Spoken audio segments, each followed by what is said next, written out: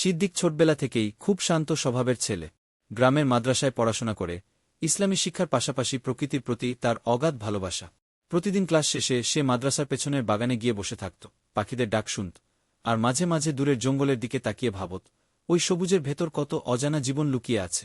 একদিন বিকেলে সে যখন কোরআনের আয়াত মুখস্থ করছিল, হঠাৎ ঝোপের ভেতর থেকে পাতার খসখস শব্দ শোনা গেল।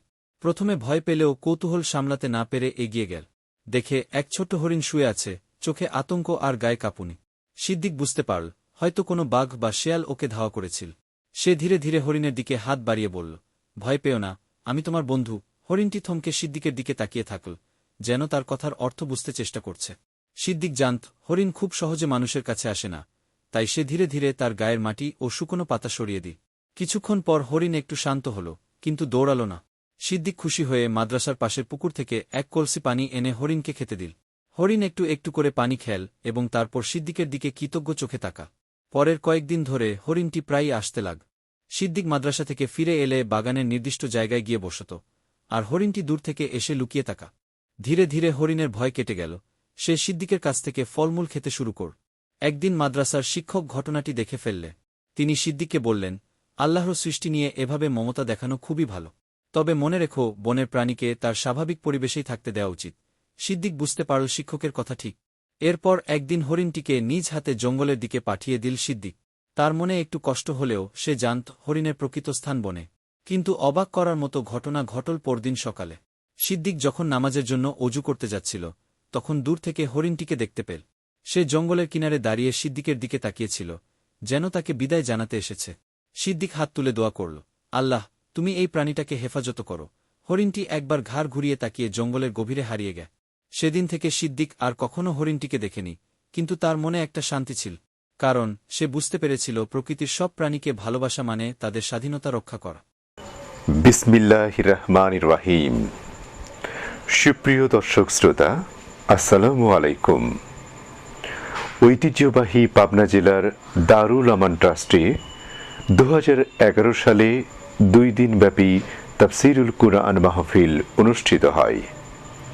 উক্ত মাহফিলের প্রথম দিন প্রধান মেহমান হিসেবে তাফসির পেশ করেন বিশিষ্ট ইসলামী চিন্তাবিদ ও প্রখ্যাত মুফাসসিরে কোরআন এবং বাংলাদেশ টেলিভিশনের ধর্মীয় ভাষ্যকার হযরত মাওলানা আব্দুল্লাহ আল আমিন। ভিডিও পরিচালনা, এডিটিং ও প্রযোজনায় আলী আহমদ আকন।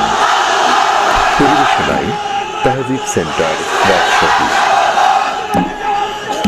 সুপ্রিয় দর্শক শ্রোতা, এবারে আমরা হযরত মাওলানা কাজী আব্দুল্লাহ আল আমিন সাহেবের গুরুত্বপূর্ণ বক্তব্য আপনাদের সামনে পেশ করছি। আসসালামু আলাইকুম ওয়া রাহমাতুল্লাহি ওয়া বারাকাতুহু। إن الحمد لله الأكرم الذي خلق الإنسان وكرم وعلمه من البيان ما لم يعلم، فسبحان الذي لا يحصى امتنانه باللسان ولا بالقلم. نشهد أن لا إله إلا الله وحده لا شريك له، ونشهد أن سيدنا وحبيبنا وطبيبنا وطبيب أرواحنا محمد الذي أرسله بالحق بشيرا ونذيرا وداعيا إلى الله بإذنه وسراجا وقمرا منيرا. فقد قال الله تعالى في كلامه المجيد وفرقانه الحميد. أعوذ بالله من الشيطان الرجيم. بسم الله الرحمن الرحيم ما كان محمد أبا أحد من رجالكم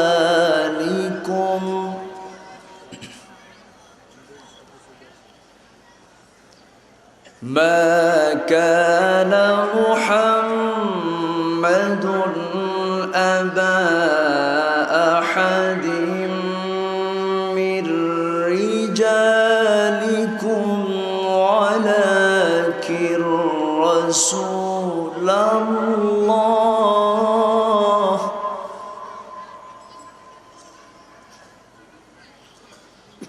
ولكن رسول